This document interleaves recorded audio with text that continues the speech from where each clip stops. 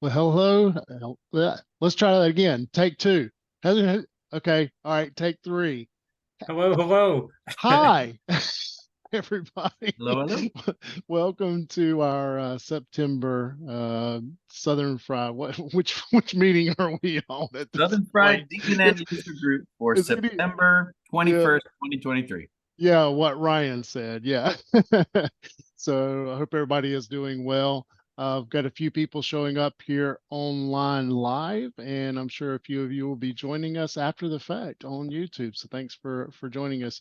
Let us know. We're always looking for new content, so let us know if you're interested in sharing. I mean, it doesn't have to be super formal. It can be informal. It can be as short or as long of a time period as you so desire, and we'll try to work it in. Now, if you tried to come in and like do a 3-hour presentation, we'd probably say it's probably not the right format, but with a little bit of planning, maybe we could do something like that too. So if you have some content like that, either that or we'll break it into multiple sessions, but we would love to have some new faces here. Speaking of new faces, we have a relatively new one. I mean, now, Paul, you're working with 10 Pound Gorilla, is that correct? Yes, I started there in March of this year. Okay, great. Well, I think he got voluntold maybe to present at tonight's meetup. So we're going to hear from him a little bit later on SVG and CSS Animations and then some cool stuff like that. So looking forward to see what you bring to the table here. But really appreciate you jumping in at the last minute to present. Hopefully we'll see you in the future as well. So it's a welcoming group, pretty laid back. So no pressure at all. Glad to have you here. Yeah. And tell Cassie that we're very disappointed that she didn't join the meetup, but we'll be sure to give her a hard time in the social spheres. I was gonna say, oh, there she is. No, I'm just kidding. That's Mark joining, but and let's see some older familiar faces there. Joe Craig's with us tonight. There's Jeremy from Accurity. We got Jim Peterson. We got Mark Gilsing just joining. Welcome everybody. Let me jump into just a few announcements. I don't have a whole lot planned, so if any of you know of something that I miss here, feel free to chime in and share. But I think probably the biggest thing on my mind was that we have a new release candidate, actually had 3 release candidates for DNN 9.13.0 recently. And oh, hey, Daniel Vladis joined, and he's the one that pushes the proverbial button that everybody believes exists to do the releases. So thanks for your effort in doing that. You're welcome. Just highlights on DNN 9.13.0. You may have been a little bit surprised that we had yet another minor version release of DNN. But I think, let me see, what was that driving reason that we had for it to be minor? There was something that was a new feature, I think, or it had The mail providers.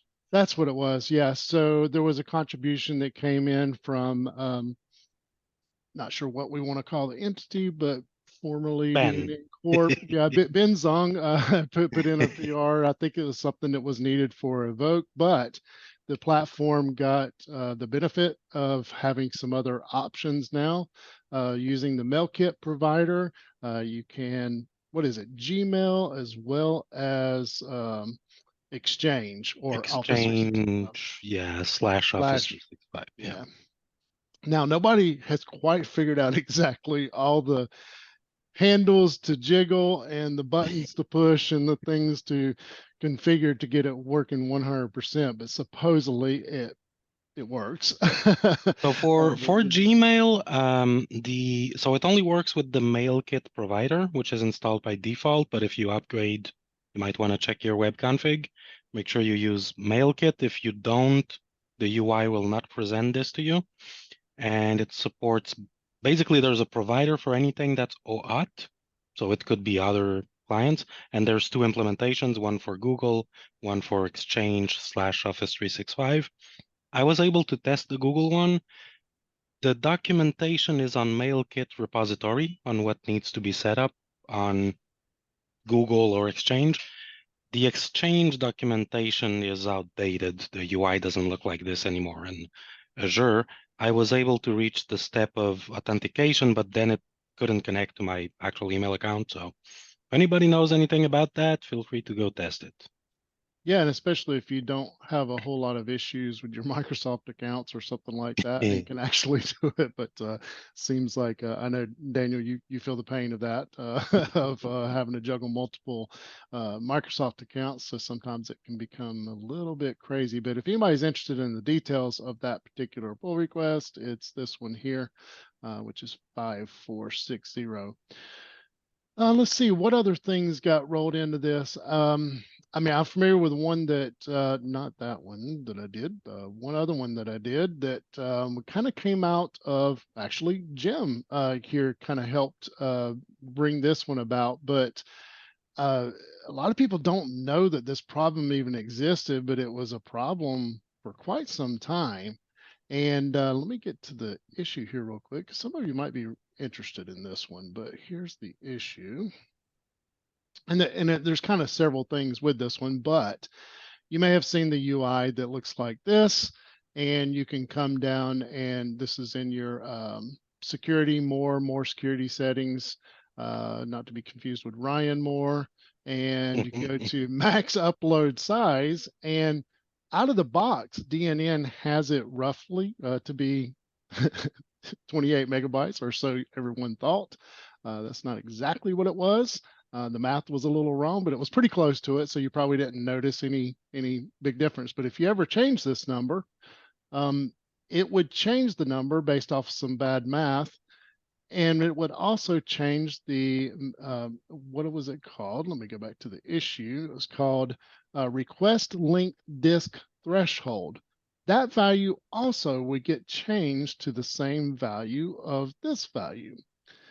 That is really not what you want to do for that. This probably shouldn't be touched unless you're really trying to tweak a very specific environment for resources of that server, and it's kind of has to do with chunking, if you will, of the data, but it's a lot dependent on the environment. So it's not something you really should tweak unless you really know what you're doing there.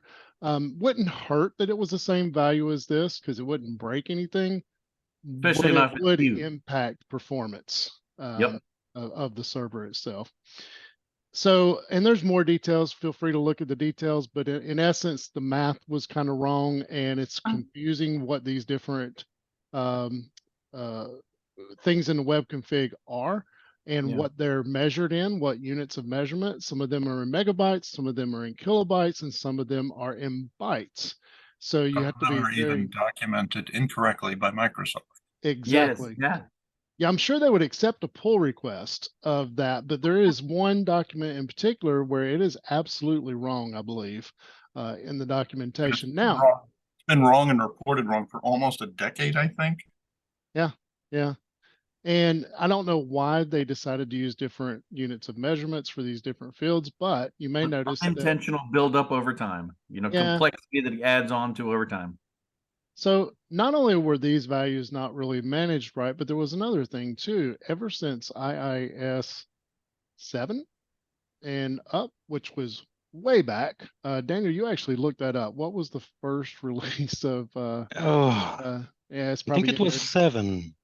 Yeah, IIS 7, but it was related to something, a really old version of Windows, right? Yes, that it was rolled out with, and we have never in DNN actually included this other section that also is related to this. You may have tweaked the max upload size before and it didn't work, and you're like, well, why didn't it work? And then you realize, oh, this is not in there. So that also now has been added by default. So what happens now whenever you change the value of this, well, if I can get back to the screenshot, when you change the value of this, nothing's changed in the UI. It's just that will properly do the math to store the appropriate value in this field here. And it will not touch the request length threshold, and it will be whatever it was before. Now you can go, which is by default 81,920. So it'll stay the same, but it'll also, out of the box, DNN will have this section in the security section here in web server, and it'll also update this value according, which is a different unit of measurement. It's in bytes instead of kilobytes or megabytes. So, so now you can confidently change the max upload size and see the desired results. So sorry to run down a little bit. I'm so glad you guys figured it out and documented it so clearly. Awesome. I figured a lot of people didn't even know. Yeah. Yeah, I'm gonna say the same, thank yous on that. We never relied on the interface to do those changes. They're just manually done in the back end in the web config when you're doing different cleanup or updates or restriction settings. And so I don't think I ever noticed that the interface was wrong or off on these things. So now maybe we'll use it a little bit more. That's awesome. Yeah, I did a few times over the years. We had situations where we needed people who wanted to upload 500 for sure gigabyte or something files, and then you run into time limits. Right. You could. That's one of the main things that I remember editing around these figures. Right. The key was always just not to have the threshold get too high. We always maxed it at 64 megabytes. Yep. That was the only thing you could run into, because people would accidentally set it to a gigantic value. And then if a few people did something at the same time, your memory could get exhausted almost instantly. Yeah, absolutely. Yeah, and thanks for the comments on that too, Jeremy, because I think everybody's perspective really kind of came together. Well, on the issue, everybody's perspective kind of came together to decide what the right path was for this. So it was nice to see that rolled in and fixed. And, like I said, a lot of people just didn't know. So, and it was pretty close to being right as far as the actual size, but yeah, it's nice to have the other section of the web config in there too. And you may think that those two sections are doing the same thing, but they're technically not. They're different. So again, a little bit deficient, I would say, in the Microsoft documentation on those, and it is the redheaded stepchild of the Microsoft world now, because it's sorry, Paul, I just realized you have redhead. And I'll just kidding. but no, just kind of the neglected, I guess, is probably the better term, of the frameworks for that. So they've moved on to brighter and better things in .NET Core, or brighter things, or whatever, more excited or more shiny things. There. Let's see. Daniel, do you have anything else as far as like stuff? I know there's a few things that were rolled in here, but is there anything that you'd like to highlight that happened in here? I think there was, this one was probably another fairly big one that was a bug. I'm trying to remember the details of this one, but it was something I don't use. Yeah, I can't remember the details. Something that was a buggy thing about the when you're trying to upload a file or browse the files to pick an image or something like that. In there, it was doing something weird, but thanks to Stefan Kompas for contributing that one. And then, of course, our resident Googler, Brian Dukes, was able to get a bunch of stuff rolled in that were dependency updates and things like that. Yeah, a lot of developer improvement in there too. And yeah, just something to be aware of, the jQuery bump up again on there. So at least we're staying up with the latest version of that from a security standpoint. It's really helpful. I'm not noticing anything else that I am totally familiar with as far as it's off now. I think that's been really important, and it's, once you get up to past version 10, it's so great, all the things they added. Past version 10 of what? Newtonsoft JSON. Ah. Oh, a lot of stuff in there.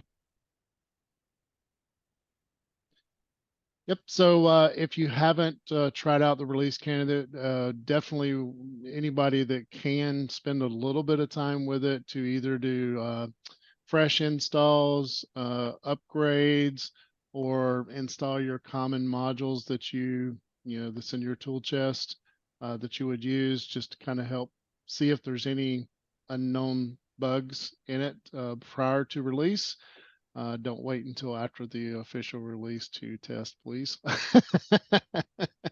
But thanks to everybody that has been testing and reporting issues on this. So let's see.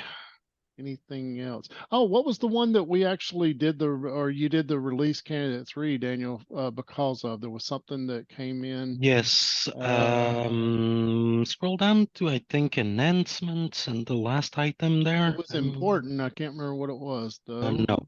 And bugs, the latest of bugs. Was it this one? Yeah, think this this one. one, Yeah, yeah. this is it.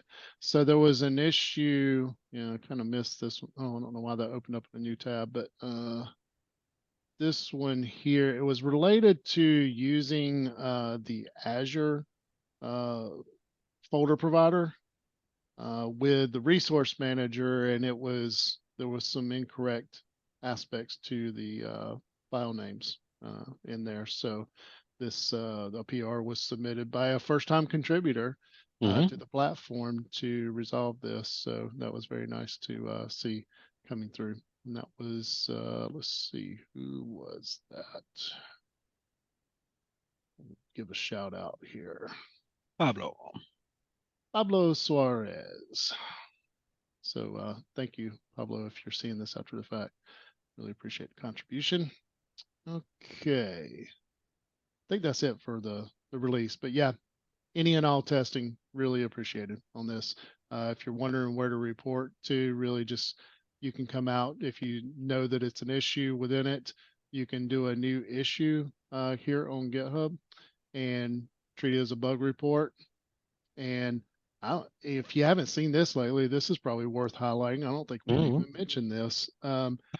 The issue reporting process is quite different now on GitHub, a little bit more controlled to try to help those that are wanting to contribute, to be able to understand the issue, but it's a little bit more formatted and clearer what's needed on these. So, just simply stating whether or not you've searched to make sure there's not an existing issue, and you can just do a simple search on issues to see if, some keywords related to the issue is there, and then describe what has happened, any steps to reproduce, and then beyond that, they're not required, but any current behavior, expected behavior, if there are logs that are associated with it, it's nice to see those.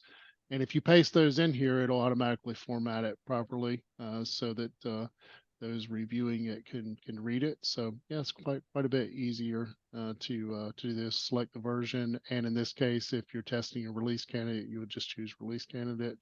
You can select multiple ones if it applies to other ones as well. You may find a bug in 9.13.0 release candidate that also existed in 9.12, so you can select both of them or whatever on that. And yeah, be very helpful if anybody could report those.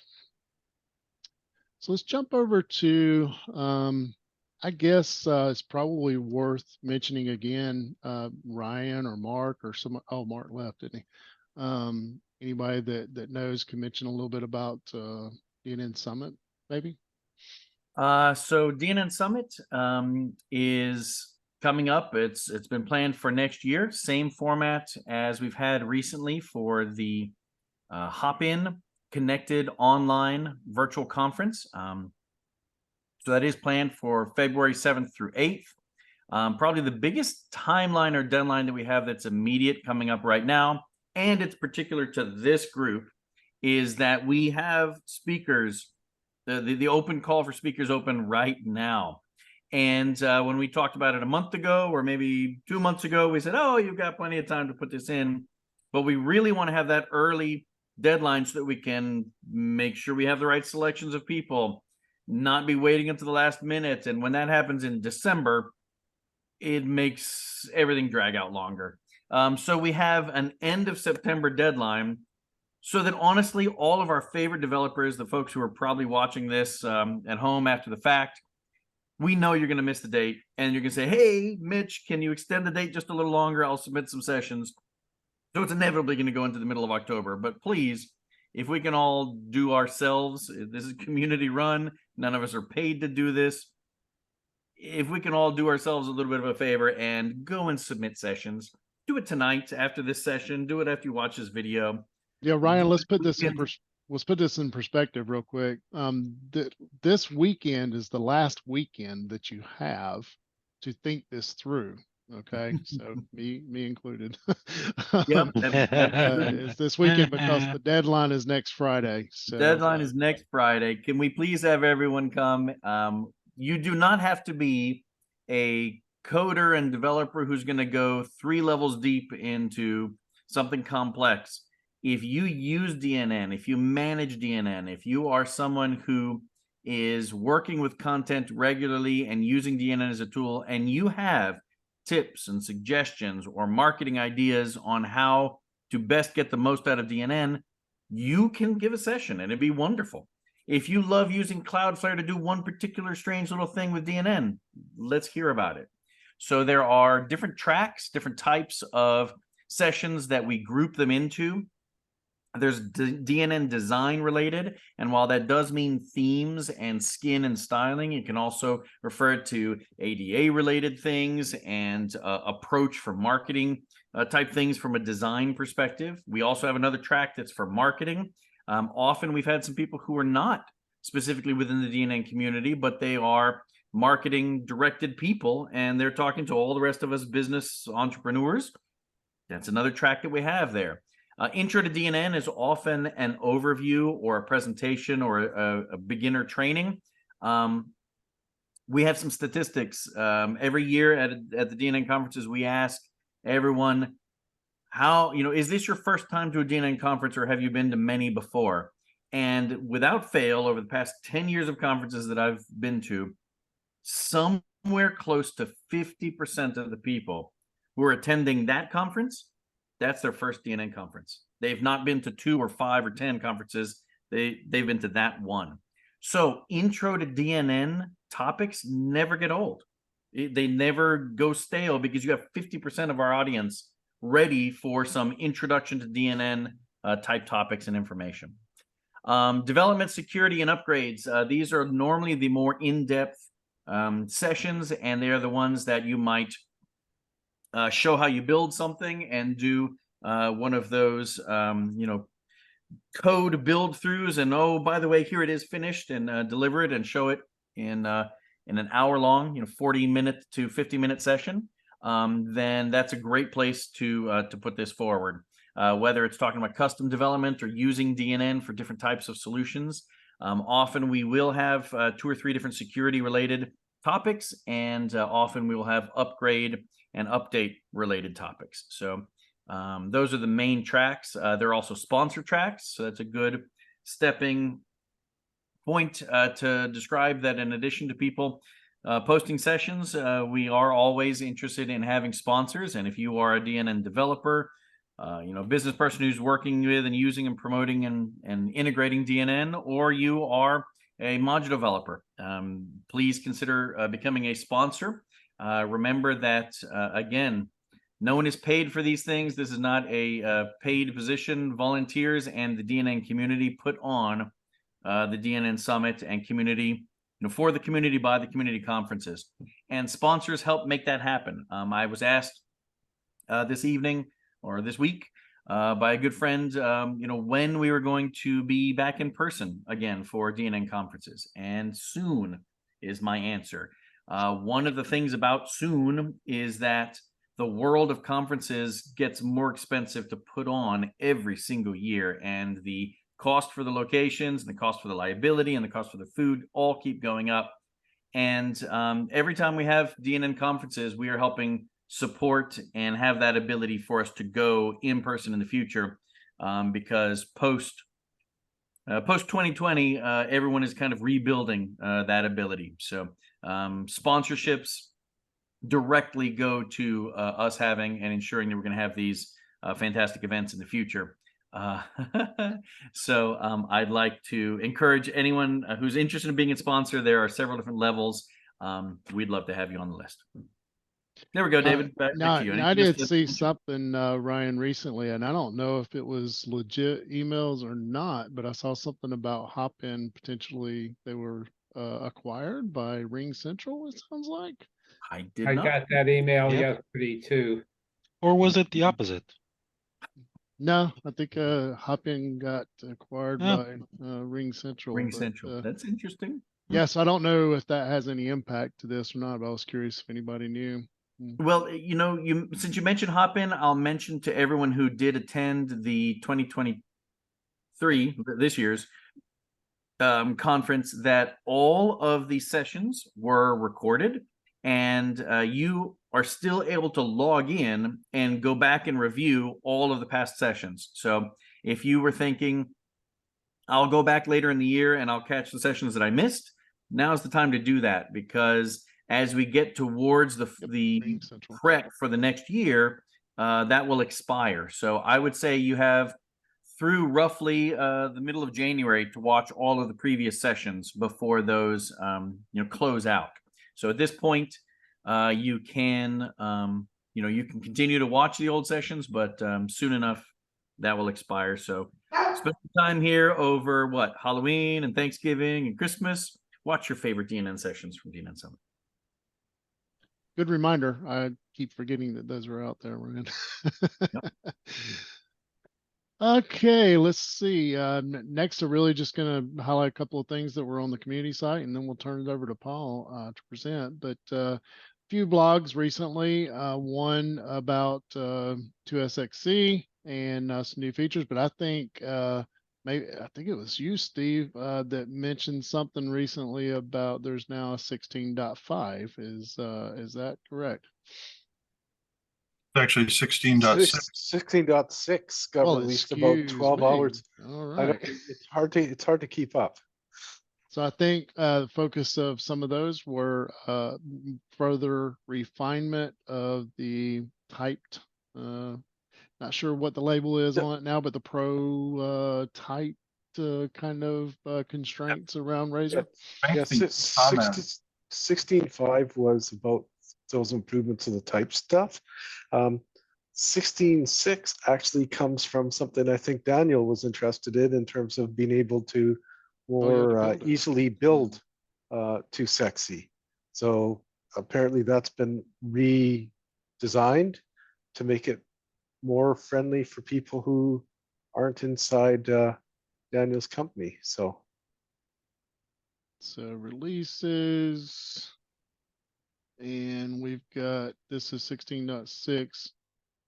Yeah, so redesigned build development system here. So, and they've got a new site to go along with it. So there, well, at least a URL to get you to something in the bowels of the documentation on how to build.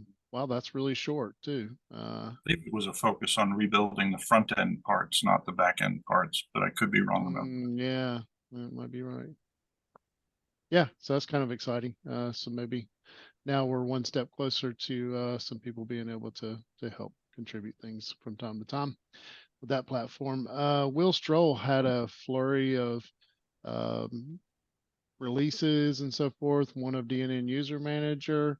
Well, I think this is about tips for using. I don't know if it was a new release associated with this one or not, but if you haven't seen this module, it's actually quite good. And Jeremy, since you're here, you did some work recently with this module.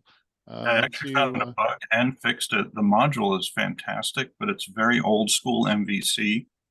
So working on it kind of makes me angry. And but it's fun to work on. And I actually fixed something and my fixes got merged in, and I think there's a new version coming in maybe next week. Oh, fantastic. And saw that it was a new release of the Yeoman-based generator, kind of scaffolding new projects and stuff out. So evidently there was quite a bit of new stuff there to clean up some old technical debt. This is also about the user manager, and I think we may have touched on these last meetup there. So that's it on the blog. And then of course, if you aren't tapped into the forums, check it out because there's stuff being posted there multiple times a day. That's good information, and I know a lot of people rely heavily on the forums to communicate and get answers and things like that. So check out that area. Anything else in the community that I just completely missed? New releases of stuff or anything like that that people might want to be aware of? I have a little bit more then- inside info on Too Sexy.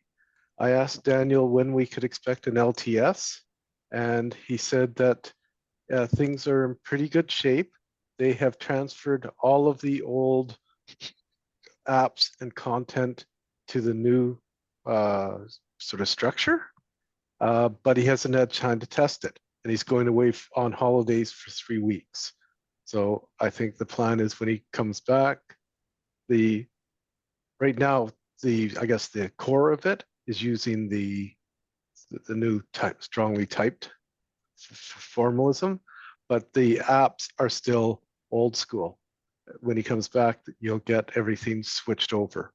So Nice. crossing fingers that goes smoothly. So maybe in what is it, 16.32.0 or something like that, maybe LTS. Awesome. No, it'd probably be sooner than that, it sounds like. So that's good news. I think there'll be some. My guess, we're at the 21st. Maybe by the end of October, we'll have something that is LTS if everything goes smooth. Awesome. Thanks for that. Anything else anybody has, or?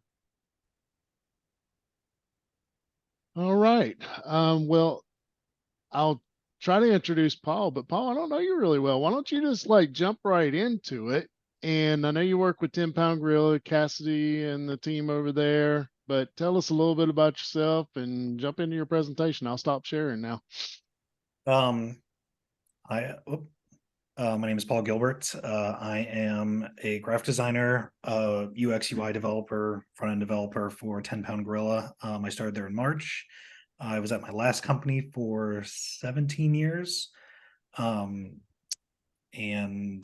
I graduated from Akron with graphic design. While I was there, I really did well with illustration. I mean, I like doing illustrations. And so I use Illustrator a lot, and that's kind of where we come to the topic for today.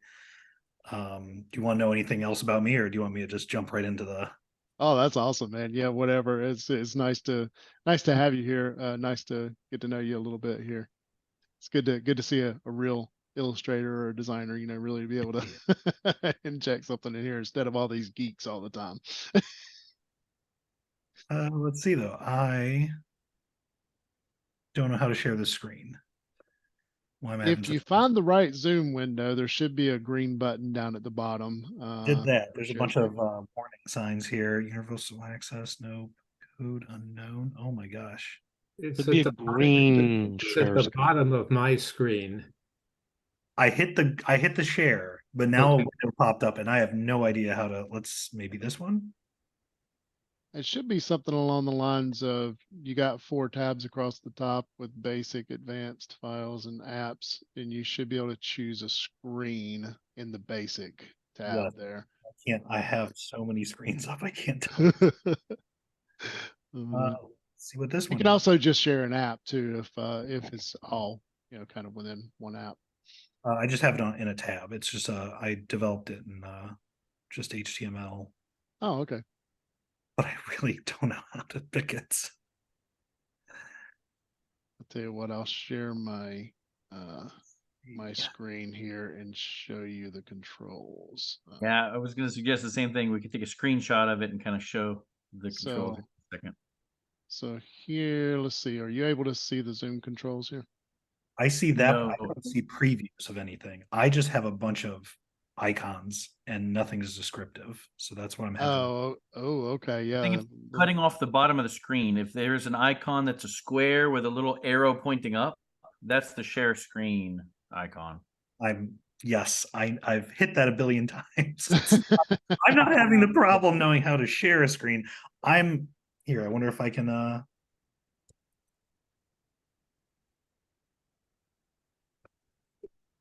I put this into the Now, do you have the desktop version of Zoom, or are you running in the browser? Because if you're running in the browser, you won't be able to share your screen. I am not running in the browser. I'm running the actual app. Yeah. Oh, okay. Interesting. Now you see- Yeah, I that's got a fun. pop-up that said you just shared a file.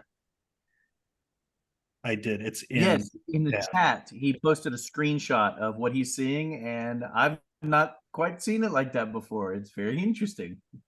Oh, wow. That is interesting. I mean, maybe you just choose desktop 1 and be good to go. It probably is some permissions issue there. Possibly, yep. Yep. Yeah, I Yeah, think desktop 1, if that's that- your main, and we'll tell you what we're seeing.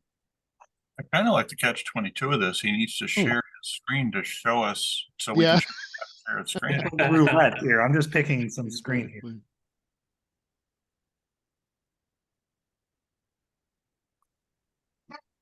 Oh, well, maybe that is it. I have to share. No, let's see. It's at this point in a presentation where Will Stroll would be telling us we all need to take shots, because when there's an Yeah, error in the shots. presentation, that's one shot. And then when the second technical error comes, that's the next shot. They get more entertaining the more errors you run across. I ran out. I have to quit and reopen. I'm gonna go stir my chili while this is happening. I'll be right back. Sorry. Okay, Yeah, no Paul. problem. Yeah. Good luck. So we'll chat a little bit. It Thanks. sounds like a permissions maybe issue of some sort. I bet he just needed Oh, to this is on Mac. I have to turn off and back on again, and So Yeah. on Mac, there's Oh. apparently permissions for screen recording. Yeah, there is. Yeah. Yeah, I have some instructions when he's back. It's in the user prefs. I think he found it. He just needed to actually Okay. leave the meeting and come back in. So yeah, I should have noticed that on the screenshot that it was Mac. I thought things were supposed to be easier with Macs. Well, Nice. they are until they aren't. It's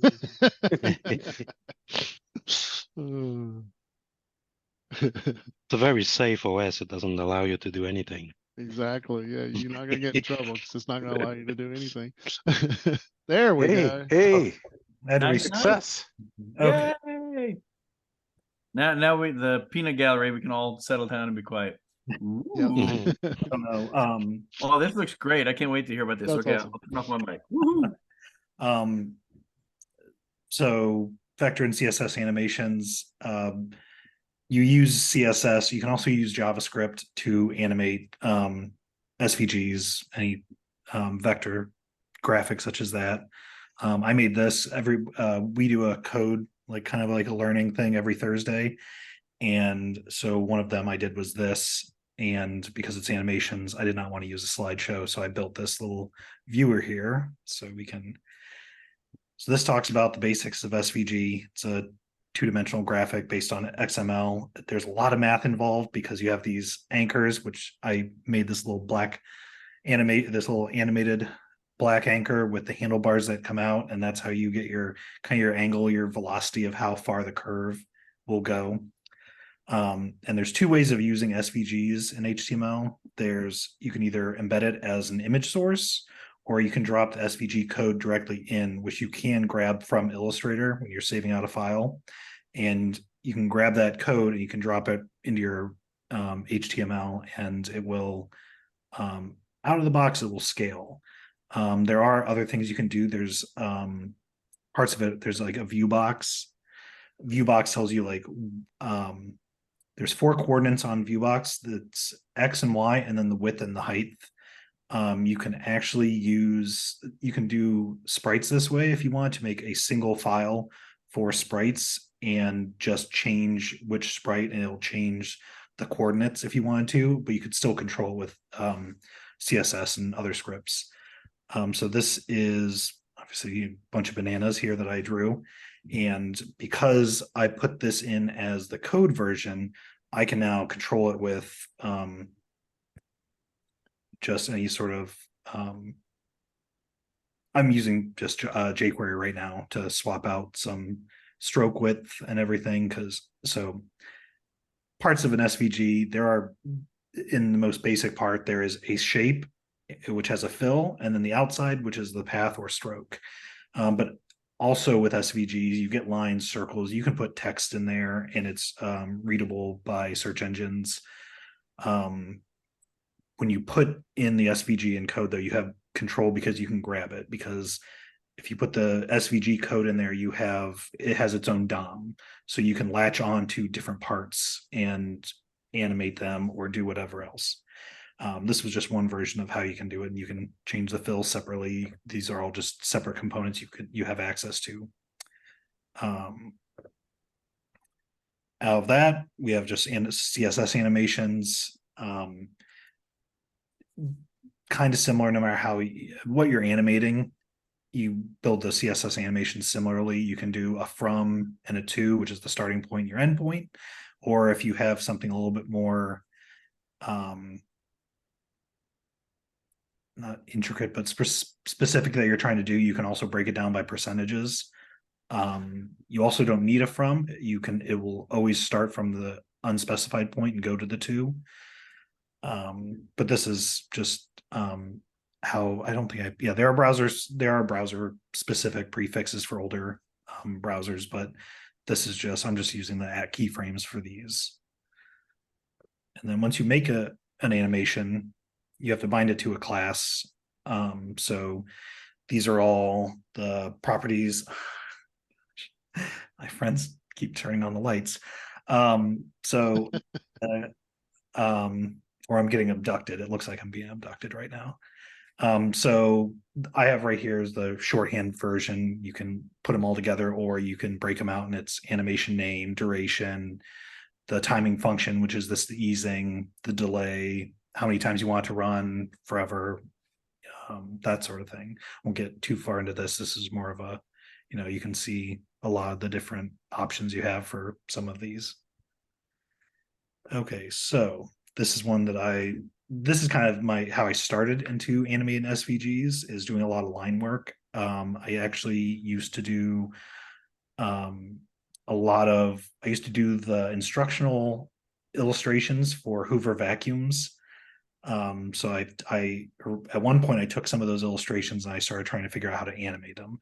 And that's kind of led me down this path of making more varied things. Like this is a little bit more detailed, but essentially this is also using the code SVG, not just the file source, which the other benefit of this is, if you have a small enough file, if you use the image source, it gets not small enough, but if you use the image source in general, it gets cached. I was going to say file size is really good with vector unless you get kind of crazy. And on this one, this is Cassidy, if you don't know. So she was in this meeting when I played this because I just was grabbing images that we had. And so you have a stroke, and you have to, if you figure out what the length of the stroke is, you can then use these other CSS properties, and you offset the stroke.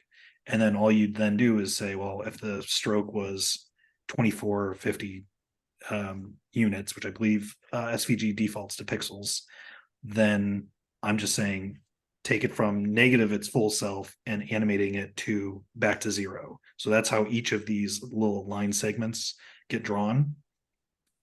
And I have it saying, so the animation I'm calling is draw. I'm saying let the outside one last for 3¼ seconds, ease in, there's a delay of a second and a quarter, and then forwards just says at the end of it, stop it, don't reset it to its initial value. But there's other stuff you can do also with SVGs. It was awesome. Can you make it play again? Yeah. Yeah, I was going to ask the same thing. All of these I have it set so that if I just go off of it and come back to it, Reloads. Yeah.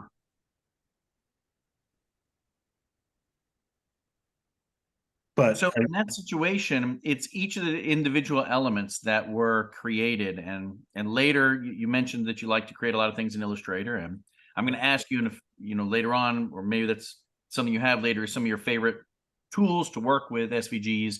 But creating this in Illustrator, you don't have to make this all one line to have it animate one line's action like you did with the bananas. This can be bunches of different lines, and it's going to go through and just I guess basically go in order of the lines, what's in the XML, right?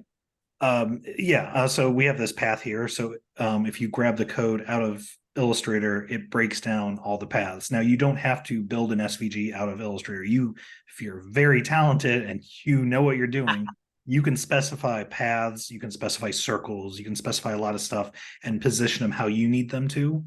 But for any case I've had, I've never tried to do that.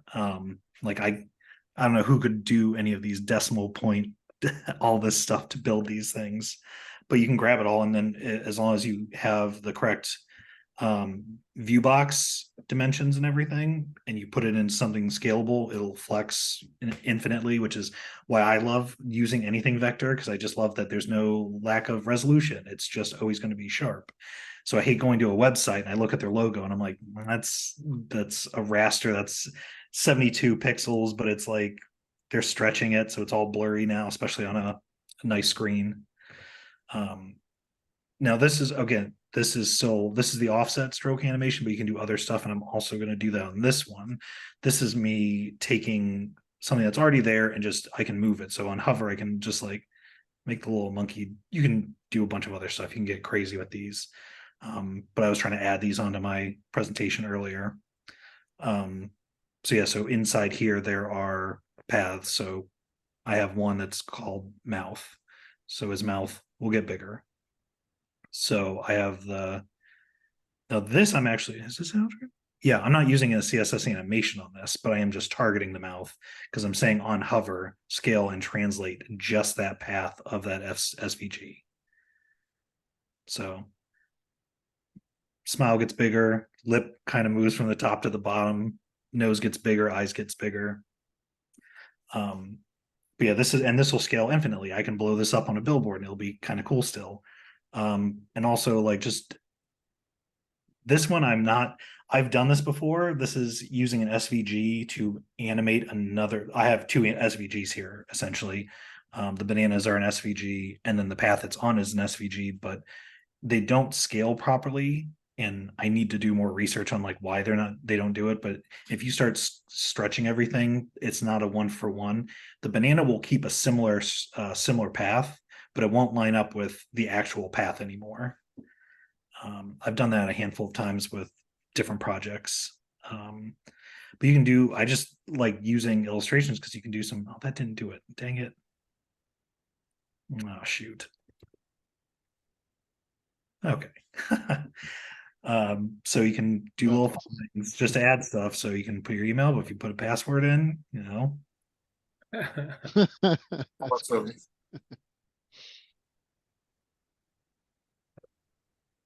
So any questions? I'll try to answer whatever I can. That can be used as serious delighters in an application too, like just yeah. Yeah, just do it. I just like using it because you can add some personality a little bit, do some neat stuff. So there was go ahead, Ryan. Sorry. So there was a period of time where the internet was fun. And when we were building websites, whether they were corporate sites or small, unique individual content sites, we built a lot of animation, a lot of interactivity, and it began with Flash and was all SWF related. And then there were all kinds of tools that made it easy for us to create SWF files, even if we weren't using Flash per se. And then we get HTML4 and we get the ability to do DHTML stuff. And we had content sliding in and out of the screen and all kinds of fun animations. And eventually that went away. As soon as Chrome started killing Flash, animation became not fun in websites anymore. Do you feel like CSS and the abilities that are there now with these animations can help make it, if not easy, nice or encouraged to be creative and get animating in sites again? Yeah. So being at my last job for so long, I remember doing a lot of Flash, and then Flash got really big, and then suddenly everybody stopped using Flash. And then I think recently in the past few years, was it Canvas? There's something And I started looking at it and I'm like, this is using SWFs. I'm like, they're just trying to reintroduce Flash back into the web.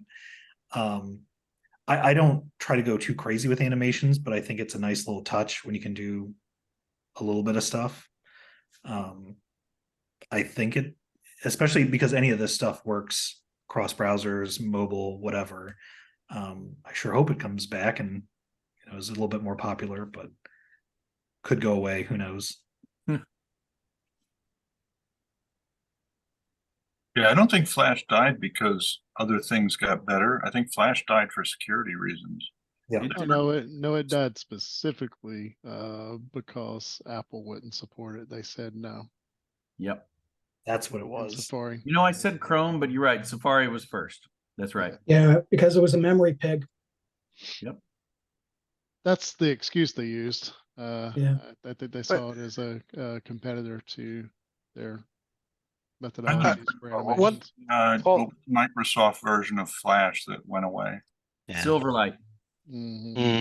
That's it. Yes. Yeah. In my opinion, iPhone killed Flash, like put the final nail in the coffin.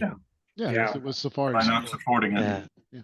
But to this topic, we've used SVGs to do some creative masks of images or shapes of things that need to scale mobile up to desktop, but we've not really done animations, and I miss them. We really used to get creative and have fun, and goodness, if you can't catch people's attention when you're hitting a website like that, an animation of a gorilla and then things fade in the background, that's lovely. And to have it as CSS based just makes me very excited. Little code. It's amazing how much you can do with so few lines of code.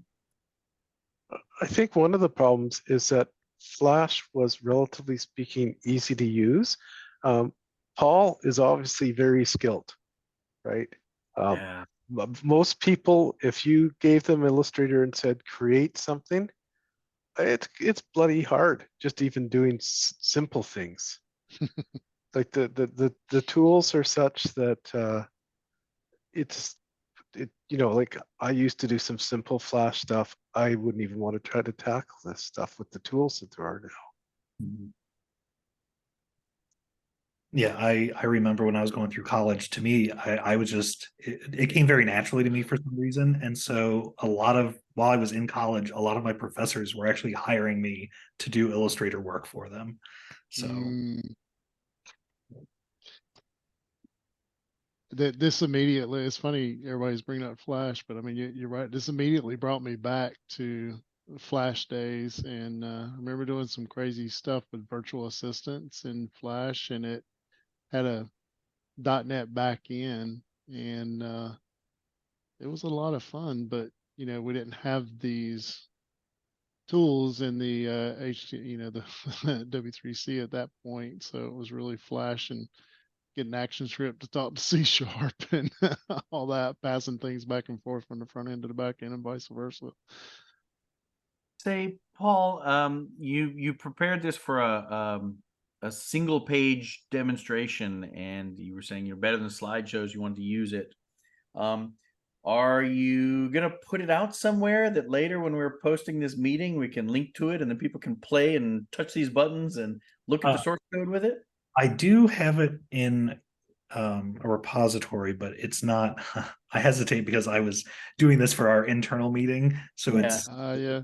We'll talk to Cassidy. We'll get you a folder. You should have a 10-pound folder where you can just put playground or sandbox or something, and you can post a link to us for it. Maybe a piece of it on CodePen or something like that would be sufficient too. It'd be fun for people to see.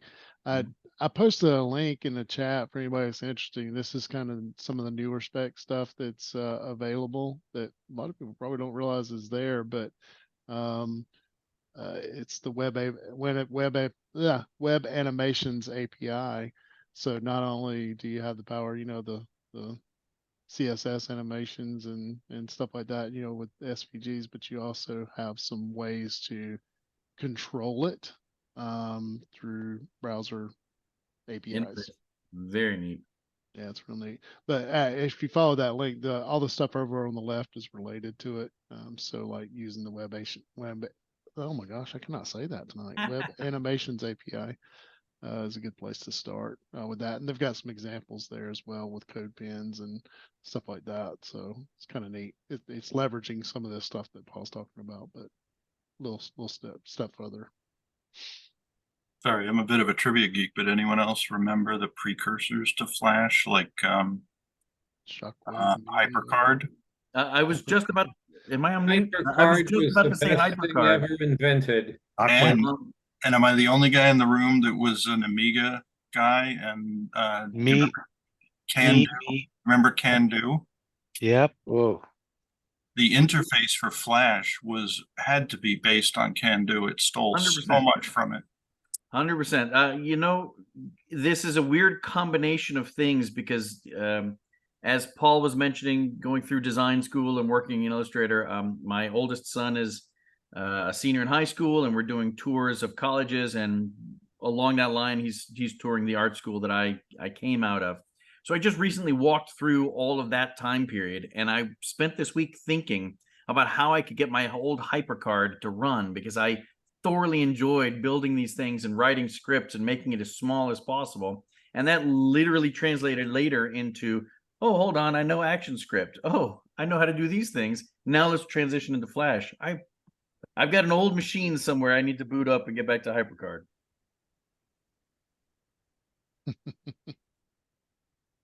Yeah, they dropped it like a hot potato, didn't they? They did. They were ever evolving stuff though, weren't they? Yeah. Trying different things. Well, so Paul, with the animations that you're doing here, you kind of did both. We talked about SVGs and making these things small and making them vector so that they're not huge burdens on a page load. Then we started like just touching the top layer of animations, and you showed some things I didn't, like David said, I didn't even know that they existed right now. You know, some of the things with SVGs that we've been doing were all about masking and displaying things, maybe moving things, but the animations, the ability to make a timeline for when this draws on screen based on portions of the line being complete, that is super, super exciting. So I get to the question. You know, here we're seeing some fun things. Have you done some work with these where, I don't know, you're informing a user based on an animation in a page, or you're doing business essential functions and it's being done or emphasized through animation, or at the moment, is it still so fresh that it's let's see where we can play with it and have fun. We'll think of something business related later. Have you had a chance to, you know, do something that gets enhanced because of animations, or you know, use of SVGs and scalability? I kind of feel like showing you, even so, this is kind of like a teaser. We're trying to get a new site launched here in the next month, and so we're using a lot of this in that site. It's also I would call it my first foray into DNN. My company, we did one project in DNN 15 years ago, maybe. We primarily did everything in Kentico. We all did. But yeah, so you know, Laura's been showing me some stuff with our staging environment, so I'm getting to learn it. Other than that, I did some instruction manuals last year for a company and worked for them, and I was like, I'm just going to do this because it's fun. And then they loved it, and they just kept me on doing this. It was just a instruction manual for a device that they made, and it was animated just this way. It was just how to clean it, how to care for it, how to just basic operations, and it was just like my wheelhouse. And so I really enjoyed doing that. So I think there's a lot of possibilities for it, and they can be lightweight. You know, some of these are 3 kilobytes, maybe. They're not that big, but then I've also done a lot of vectors where I'm like, okay, this is neat, it's scalable, and then it's pretty huge for what it is. So I guess if the application is better served with. Pretty huge, but that's pretty huge in lines of code, which in bytes is still minuscule. So a human might look at it and think, "Oh my God, that's a huge amount of numbers and commas and decimals," but in download time, it's still instantaneous. Yeah. Yeah, I I remember. have a very specific question for you, Paul. What do you do when it's time to optimize the SVGs? Do you spend any time on that? Do you hand edit them after they're optimized? So typically if an SVG is too big or I'm trying to hit a certain size, I'll just bring it back into Illustrator, and you can always reduce the number of points that are in it, because that's what all those things are. It's just data points of where the little anchor is and how the line's drawn. So you can take a circle, and the circle can be made out of 50 points, but realistically you can make a circle using, I think you can make one using 2 points, but typically 4 points, one at each side. But yeah, this actually, I was trying to thin this one down even, because this one had a lot of detail on it, and I was like, well, I probably don't need all of this stuff. I wanted to keep the teeth, but yeah, I will constantly be trying to reduce the file size.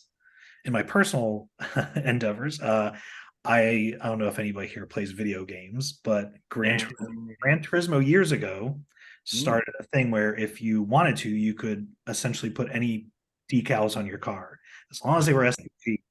And I think the limit was like 8 kilobytes. And so they had a server, and you would log in with your PlayStation network, and you could just throw a bunch of graphics up there. And so I would make all these like replica cars. I made a bunch of like Days of Thunder cars. I made Mellow Yellow. I did a bunch of random that's stuff. cool. Yeah. But yeah, so, and that got me to the point where I was like, I have to like actually shrink these down, because 8 kilobytes, I want to say it was 8. Seems like, I mean, that's nothing really in file size. Yeah. I have clients that are uploading, megabytes of an image that is only going to be shown at like 60 pixels. But yeah, so you go in there, and even when you're in Illustrator and you're trying to like save out the file, if you have layers in there and they're not turned, and even if they're turned off, they still will come through the file. Yep. So yeah, I try to make them as small as I can. So I mean, that's why I'm trying to that's why I'm using them as much as I can. So yeah, since you're using them a lot, that's why I was curious at what efforts you go to, because we get a lot of SVGs thrown at us, and they really need a lot of work, and it drives me nuts when the thing's like 3K and we get finished and it's like I think 270 bytes. It really feels good when there's that little going on and it still looks like a perfect image. But a lot of people don't know how to use Illustrator properly. Yeah. Actually, even the background here is also Illustrator. I don't know if you can see the vegetation behind the gorilla. So we could have guessed that. We can see it. Yep. But it's kind of cool because, like, Paul, what you're showing here is really cool technically speaking, but at the same time, it's like I'm impressed with the design style, because, like, that's a common mistake to technically implement something that's cool, but just overdo it. From a design standpoint, that's where the design eye, really comes into play, that and trying to be as minimalistic as possible with the same impact, right? So I'm sure. And if we're not saying it, your talent is obvious. You're very talented. Really what I'm stuff. trying to say. Stuff's amazing. Kudos. This is impressive. Thank you. You've also teased us, and you're going to have to come back in November, and you're going to have to show us the new site that you've released, where you've got little things like this going everywhere, so that we can hear the second part of the story. And then once you've done a second session, then you'll just be old hat. You can come back every few months. Yeah, by 2025, you'll need to have all of the persona bar icons animating. That will be your advanced graduating class. Can do that. Don't listen to me. I think he told Cassidy it was going to be a 3-month project, not a month project, Ryan. So, yeah. No, I'm just kidding. That's very cool. Well, thank you for this. This has been a lot of fun, and you can tell by people's comments and things they got into. This is invigorated, things that we used to find fun and we used to find interesting, and to see it all here, in modern setup is very exciting. A lot of fun. I find it really invigorating to see a few lines of CSS do something so amazing. And that's the thing, you can grab any of the typical classes or properties and do a lot of stuff with them. It is, once I got into it, I was like, yeah, this is for me, it was way easier than Flash. I did not grasp Flash very well. I did a handful of sites with Flash, but they were not very good. This I just feel a lot more confidence in. So Yeah, because I mean, in Flash, you were dealing with much more complicated. I mean, it's more from a movie editing experience, I would say, than a. Yeah, on Flash, Well, it yeah, lived on the timeline. Exactly. Yeah. So you really Very had to. confusing because kinda- it had object-oriented and event-oriented concepts, but everything was thrown back to the timeline. It was crazy. Exactly. Oh, this is so cool. My God, look at that. You hand typed all that like we did in 1981, right? That's right. Had to. now that I also think it was gutsy to do an animation illustration of Cassidy. Kudos for that. Well, good choice. Excellent. Come on, admit it. Did you just do a conversion from a bitmap or did you actually draw that? No, I drew it. Excellent. Wow, I'm impressed. That's cool. But the one other thing, again, this also why this is so good with going mobile. Like if you do this, you can see it starts getting very heavy, like the line weight. Yeah, you can change your line weight on scale as well. Yeah. All that It's stuff. CSS based. Yep. Really nice. Just control so much of it. I mean, it goes back to, this, how I'm changing the line weight here. Could you kick off animations again when you change scale size so that you could have it reanimate when you scale down? That could be fun too. That's Yeah, when the web animation API would come in handy, Ryan, is having trigger points and stuff like that to be able to do certain things. Yeah, I wonder what you could do with that. So right now I'm triggering all of these animations. I'm using jQuery to just know when this page section is visible. Yeah. But Laura and I were talking about how we could do stuff with just like straight normal JavaScript. But you don't have to do a lot of it. You can also kick off like this actually, nope, I'm lying. This actually does also do the same thing. But if you want to have a hero image draw, if it was just going to draw once, you could just do it on page load. You could have it you could do all. But the root problem that I'm like trying to trigger all this stuff as you're scrolling around. Yeah, because if you did it just on load, it's at the bottom of the page. People aren't going to see it until they scroll down to it. So yeah, we've dabbled with that before too. All right, pop quiz. Those are called Bezier curves. What's the guy's first name that they're named after? Jesus, I know that. I know someone has to. I can't be the only one. Jason? I don't know. Jason. It's Jeremy. Jeremy Bezier. No. It's a French guy. How's that for him? I know it's a French guy, and I can't remember his name. Pierre. Yeah. Pierre Bezier. I don't know how to pronounce the last name, but Boy, it's that's Bezier. stereotypical, isn't it?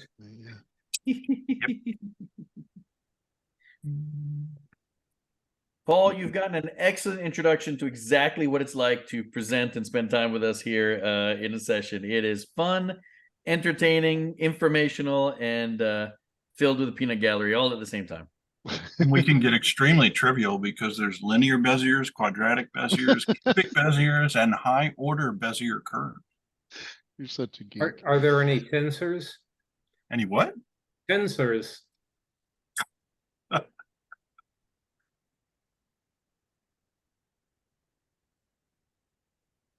I was trying to show you something, but I can't find it. No, thank you for having me. This was a lot of fun. Yeah, thanks for the last minute scramble there to get over to a stable internet connection. At least it's stood up for you. It was Tuesday, Cassie asked me, she's like, can you do a presentation on the 21st? And I was like, I don't even know what day the 21st is. And I looked at the calendar. I was like, 2 days away. Yeah, I can do that. You say that Well, I'm thank still you. struggling with the fact that it's 2023. Thank you, Cassidy, for doing that. Thank you, Paul, for accepting. Yeah, thank you. Cassidy had quite a list of possibilities for presentations too, so I'm gonna work with her to try to get a few of those rolled into future meetups there. So that's really great. Appreciate you taking the time to present. It's good to have a different kind of subject too. You know, it's a little more design side of things. It's really neat to see that kind of content in here as well. I'm sure others will appreciate that. Thank you very much, Paul. Yeah. That was Yeah, fantastic. that's great. Round of applause for Paul. Thank you. Excellent. Yeah. Let's see. So next month, we are going to have a presentation by somebody else that's joining us live here that's covering their face right now. So do you want to give us a like just a teaser as to what you might be talking about there, Sure, Jim? I'm really curious. Of the 9 people here, is it 9, 3, 6, 9, or 10? How many people have actually installed Code DOM and upgraded their C# for Razor and other things? Anyone else? Okay, that's shocking. Then actually, I think this will be fun and It's useful. valuable content then, yeah. Honestly, I can't imagine. The reason it got on my mind and I wanted to do it is because recently I did a project where I had to go back in time and not use C# 7.3. So I lost string interpolation. I lost nullable types. I lost 4 or 5 things that I use nearly every day. And it was so frustrating to go back in time and write things the old way. String dot format, comma. Oh my God, what the hell were we thinking? So anyhow, if you guys want to see the best hidden gem in DNN, it's there every time you install it. It's been there since like 9.4 or 9.6. It's called Code DOM 3.6, and it upgrades your C# to Roslyn and a fairly recent version, and you get much better, cooler C#. And that's what I'm going to show off and demo next time.